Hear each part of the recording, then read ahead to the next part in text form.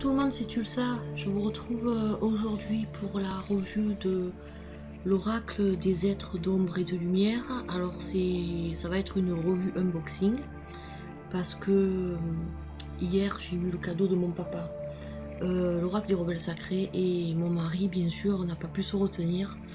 Et comme il savait que j'avais flashé sur la vidéo de Morgane lorsque cet été elle avait présenté cet oracle là, et donc ben voilà, il me l'a acheté.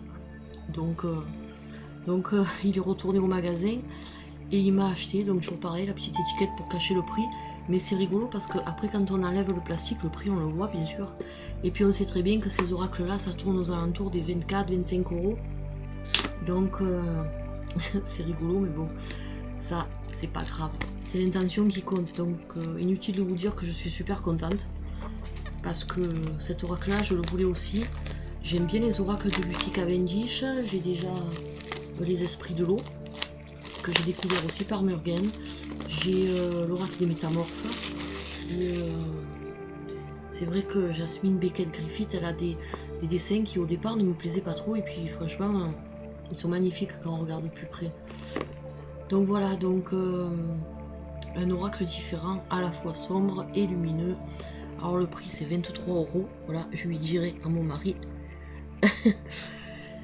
Donc voilà, il est édité aux éditions Exergue, je crois, ouais c'est ça, édition Exergue. De toute façon c'est tout Guy Trédaniel édition, hein, donc que ce soit Exergue, Vega, c'est pareil en fait, hein.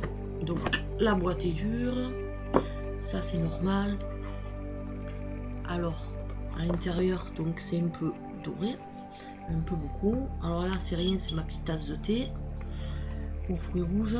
Et donc on a le deck avec des tranches argentées pour le coup. Donc ça c'est bien, ouais, l'avait dit Morgane, des tranches argentées, ça change du doré. Ça change du doré, moi je suis beaucoup argent. J'ai mon alliance qui est en or blanc. Et c'est vrai que moi j'aime bien aussi, ça change. Elles sont très jolies ces cartes. Alors on va d'abord voir le livre. Alors toujours la même chose avec le livre, donc celui-ci il a, que je dise pas de bêtises, 130 pages. Alors donc on retrouve toujours la même chose, on va pas s'attarder dessus. Le sommaire, une image je pense qui est dans les cartes. Voilà ce qu'on doit savoir sur cet oracle là, pourquoi cet oracle a été fait, donc les questions que l'on peut se poser sur cet oracle. Voilà, les questions qu'on peut se poser sur notre vie de tous les jours. Alors les êtres d'ombre et de lumière, hein, parce que bien sûr on a une part d'ombre en nous et une part de lumière en nous, donc cet oracle se penche sur ça. Et c'est pour ça que j'avais craqué sur cet oracle quand Morgane avait bien expliqué. Ça change un peu parce que les oracles, bon, c'est que la lumière, et là c'est les deux. Donc c'est vrai que cet oracle va révéler la part d'ombre qu'on a en nous et la part de lumière qu'on a aussi. Voilà, donc pour arriver à faire un travail sur nous-mêmes, hein, toujours pareil, hein, c'est beaucoup des oracles de guidance et de développement personnel, et c'est ce qui nous aide vraiment à avancer. Voilà, donc c'est pas mal. Comment se servir de l'oracle, ça c'est pour les personnes qui débutent, car il est ouvert aux débutants aussi, hein, cet oracle là. Donc on a un premier tirage à 3 cartes, on trouve toujours de toute façon le truc classique. Voilà, le tirage en croix avec les 4 éléments que l'on retrouve aussi sur, c'est le même tirage qui est dans l'oracle des métamorphes. D'ailleurs je m'étais inspiré de ce tirage là au départ pour vous faire les tirages des énergies de la pleine lune. Ensuite le tirage caché en croix mais sans la carte du milieu. Et ensuite donc on passe à la signification des cartes. Alors la signification des cartes, toujours pareil, on a le dessin. Ensuite la carte numéro 1, le nom de la carte et la petite phrase dessous qui va nous donner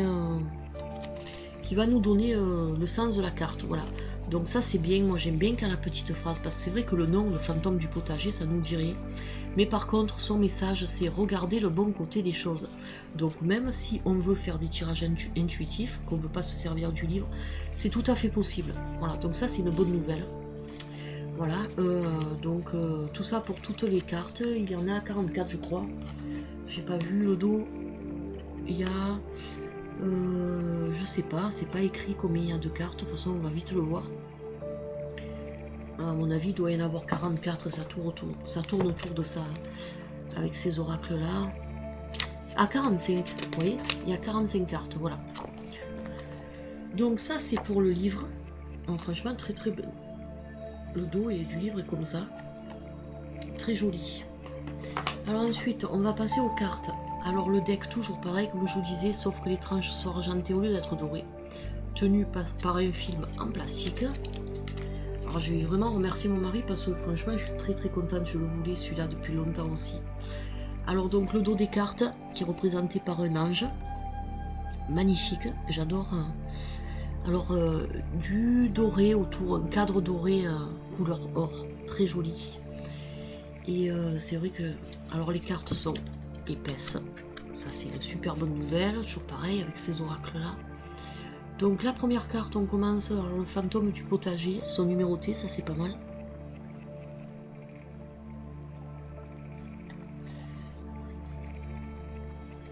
La fée absente.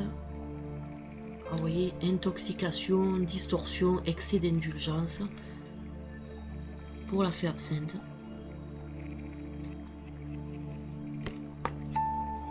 La fée du fanal. Elle vous guide, mais dans quelle direction?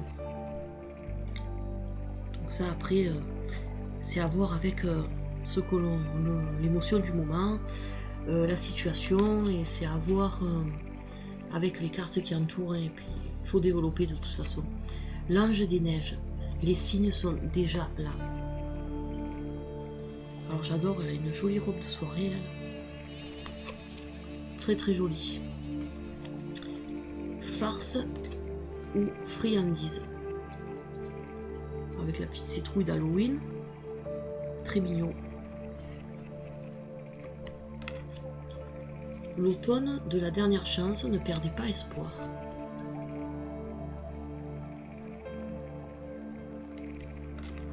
Peau. Le moment est venu d'apprendre à manier de nouveaux outils. Moi je vais pas vous dire toutes les phrases hein, parce que sinon la vidéo va durer 2 heures. Mais vous voyez donc pour vous donner une idée. Ah elle est jolie celle-là. La fée grincheuse.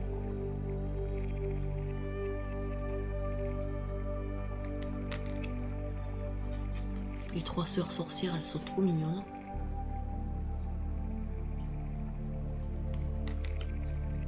Oh, elle est magnifique, la sirène de l'éclipse. On trouve toujours des sirènes, ça rappelle beaucoup l'oracle des métamorphes, l'oracle des esprits de l'eau, la fée des fleurs séchées.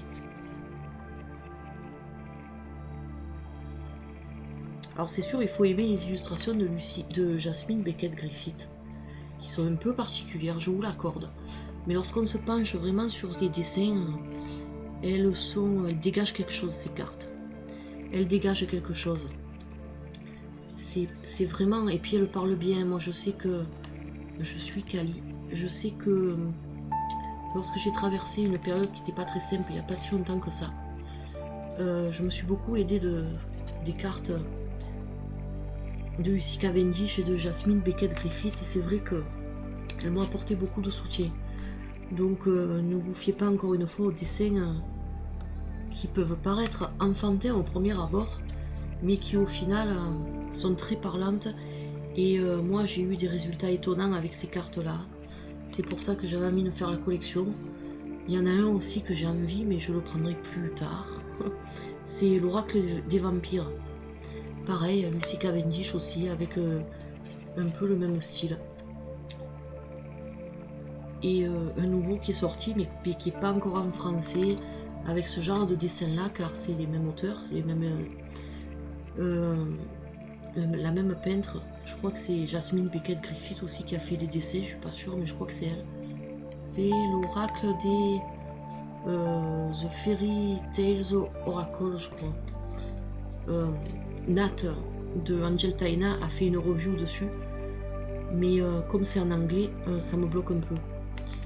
Car c'est vrai que bon, moi je fais des tirages intuitifs, mais des fois j'ai quand même envie de m'aider du livre pour vérifier si l'intuition que j'ai donnée à la carte se rapproche un peu du livre quand même. J'ai besoin de ça. Et c'est vrai que si c'est écrit en anglais, ça va un peu me bloquer. Je vais mettre 2 heures à traduire certains mots, donc ça m'intéresse pas trop. Il faut pas que ça devienne une corvée. Donc je préfère attendre qu'il sorte en français. Nat a eu la chance de vivre aux États-Unis quand elle était jeune, elle l'a dit dans une de ses reviews. Donc ça c'est vrai que c'est intéressant d'être à l'aise avec l'anglais. Ça offre beaucoup d'avantages, surtout dans les oracles, parce qu'il y a de magnifiques oracles en anglais qui sortent jamais en français, qui sont très très beaux. Avec les tarots, c'est pas embêtant parce que les tarots, vous arrivez vite à repérer la carte. N'importe quel tarot sera toujours la même définition.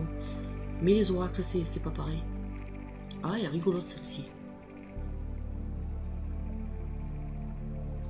Oh, elles sont super sympas. Ah, la jeune fille et la mort. Domination, invasion, viol de frontières. Donc c'est pas du tout la mort, bien sûr, physique. La tombe découverte. Quelqu'un vous manque.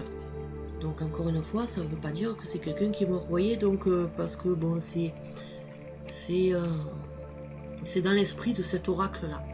Les 2 petites sorcières. Bon, franchement, il est magnifique, je regrette pas. Elles ont un joli cadre, comme vous pouvez le voir. Je vous montre un peu de près le cadre. Vous voyez donc un cadre qui fait assez gothique. Un peu style des châteaux médiévaux. Elle est très jolie. Elles sont toutes magnifiques. La sirène de la tourmente.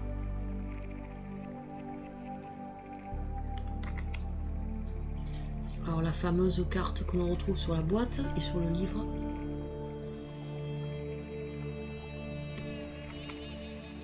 Les fantômes sans visage et la fille hantée.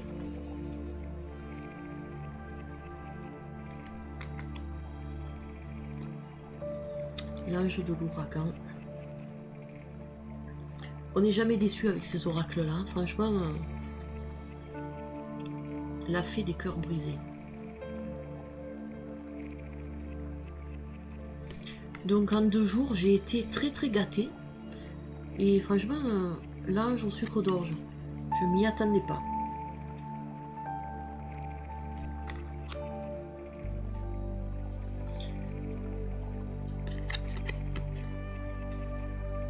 Comme elles sont neuves, je vérifie qu'elles ne soient pas collées entre elles. Elles sont pas collées, ça c'est agréable, parce qu'alors il y avait des fois des cartes, l'oracle des fées par exemple, la première fois que je l'ai ouverte, j'ai arraché une carte sans faire exprès. Donc c'est vrai que ça c'est désagréable. Là non, on n'a pas ce problème là. Ah, on retrouve encore la princesse au Nautilus. Alors toujours dans les oracles avec Jasmine Beckett Griffith et Lucy Cavendish, il y a toujours une sirène au Nautilus. Ça j'aime bien. Ça j'aime bien. C'est le petit clin d'œil, je pense, aux autres oracles. Les fantômes du passé. Le passé réapparaît. Cette carte elle parle très très très très bien. Il n'y a pas besoin du livre pour l'interpréter celle-ci. Ah, la fée du lotus rose. J'aime bien les fleurs de lotus aussi, hein, parce qu'on retrouve toujours le lotus aussi dans leur carte. La fée du monde naturel. Très mignon, très joli.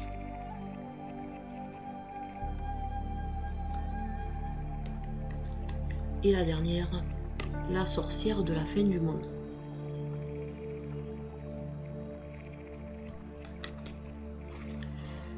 Voilà, donc je vais faire un petit tirage à une carte. On va mélanger un peu pour voir un peu ce que cet oracle nous dit. Hein, comme ça, vous voyez un peu si ça vous intéresse. Je mélange pas des masses hein, parce que c'est vraiment juste pour vous faire la démo.